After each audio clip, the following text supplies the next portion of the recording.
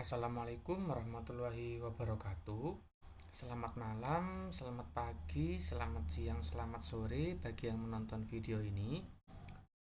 Perkenalkan, nama saya Febri Adiwardoni, NIM 103. Pada video kali ini saya akan presentasikan atau membahas tentang penelitian saya, yaitu analisis korespondensi dalam menentukan preferensi konsumen terhadap merek susu Cimory, Ultramilk, dan Greenfields.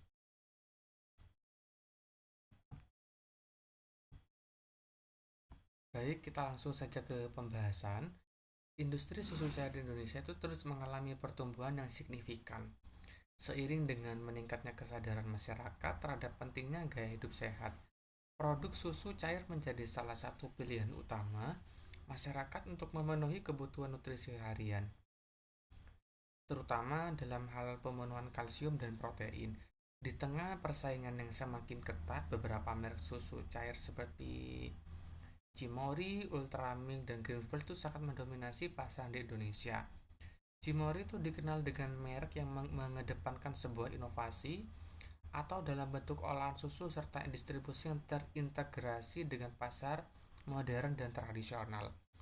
Sementara Ultramilk itu telah berada lama di pasar ya, itu membangun citra rasa sebagai produk susu yang terjangkau dengan kualitas yang konsisten.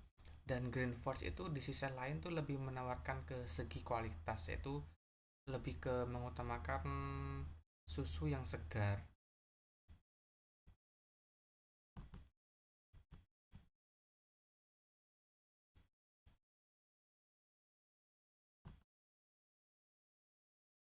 Selanjutnya adalah untuk tujuan penelitian.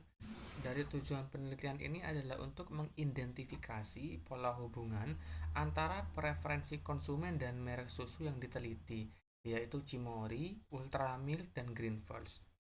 Berdasarkan atribut-atribut yang dianggap penting oleh para konsumen seperti rasa, harga, kualitas, kemasan, dan ketersediaan produk di pasaran. Selanjutnya adalah manfaat penelitian. Yang pertama adalah untuk memahami preferensi konsumen. Penelitian ini tuh dapat memberikan gambaran tentang bagaimana preferensi konsumen terbagi di antara merek-merek susu tersebut, yaitu Cimory, Ultramilk, dan Greenfields. Hal ini juga berguna bagi perusahaan untuk mengetahui merek mana yang lebih disukai oleh para konsumen dan alasan mengapa para konsumen tuh lebih suka pada merek susu tersebut. Selanjutnya adalah konsep dasar analisis korespondensi. Correspondence analysis adalah sebuah teknik statistik yang digunakan untuk menganalisis hubungan antara dua variabel kategorikal atau lebih. Teknik ini tuh memetakan data kategorikal dalam bentuk tabel kontingensi atau cross tabulation ke dalam ruang multidimensi di mana masing-masing kategori itu dari variabel digambarkan dalam sebuah titik dalam ruang tersebut. Terus analisis korespondensi itu berfokus pada visualisasi hubungan yang tersembunyi di antara baris dan kolom dalam tabel kontingensi, mirip dengan Principal Component Analysis atau PCA, tetapi datanya itu dalam bentuk kategorikal. Nah, ini adalah variabel dan atribut. Untuk variabel sendiri pada penelitian ini tuh ada tiga variabel yang digunakan, yaitu Cimory, Ultramilk, dan Greenfields. Dari ketiga merek ini adalah yang digunakan sebagai variabel. Untuk atributnya yaitu ada 5, ada harga, rasa, varian, kemasan, dan aroma.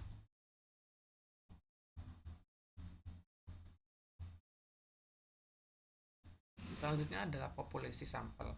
Populasi pada sampel ini adalah semua kalangan, baik kalangan remaja maupun kalangan dewasa. Jadi pada populasi sampel ini tuh tidak berfokus pada suatu titik tertentu. Jadi populasinya tuh baik dari kalangan remaja maupun kalangan dewasa itu bisa. Dan jumlah sampel penelitian ini tuh berjumlah 30 responden yang dimana hasil sampel tersebut tuh diambil dari hasil kuesioner berdasarkan preferensi mereka masing-masing terkait berbagai merek susu yang telah digunakan sebagai sampel. Nah, selanjutnya adalah teknik pengumpulan data. Teknik pengumpulan data yang digunakan pada penelitian ini tuh dengan cara membuat kuesioner yang dibuat khusus untuk penelitian ini, yang dimana kuesioner yang telah dibuat tadi kita share ke WA atau WhatsApp untuk diisi oleh para responden, yang dimana atribut pada penelitian ini tuh ada harga, kemasan, rasa, varian, dan aroma. Dan untuk variabelnya sendiri itu dari berbagai merek susu tersebut. Nah, di sini dapat dilihat untuk rasa itu yang paling dominan tuh ultra milk, dan varian yang paling dominan itu ultra milk juga. Dan aroma yang paling mendominasi di sini ada cimori, dan kemasan yang paling menonjol di sini tuh ada ultramilk, dan yang terakhir harga yang paling menonjol tuh ada ultramilk juga. Ini adalah hasil yang diisi oleh para responden. Ini adalah hasil data atau data mentah yang telah disalin dari kuesioner yang telah diisi oleh responden. Dan ini adalah umur para responden yang telah mengisi kuesioner. Jadi rata-rata umur yang mengisi kuesioner tuh kisaran umur 20 sampai 20 tahun ke atas atau 21 tahun lah. Ini kita bisa dapat lihat sendiri. Nah, untuk jenis kelamin yang mengisi kuesioner ini 50-50 ya, 50-50%, jadi imbang lah. Ini kita dapat bisa lihat sendiri di sini.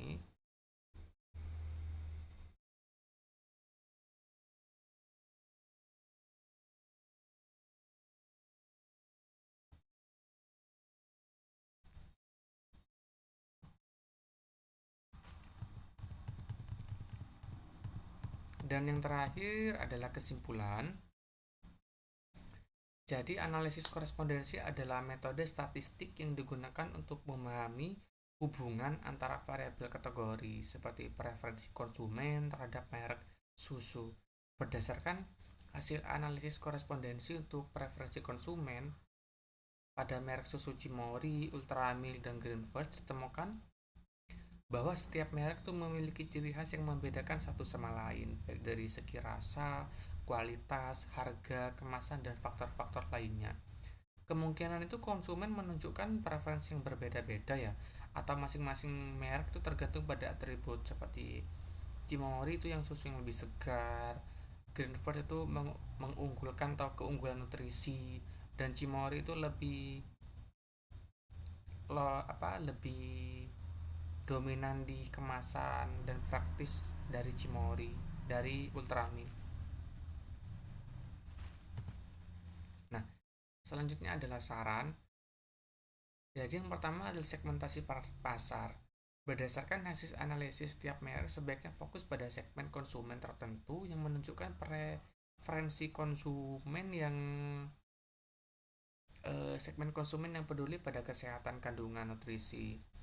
Sementara Ultramilk itu bisa memperkuat posisi berbagai produk susu dengan harga kompetitif dan mudah terjangkau.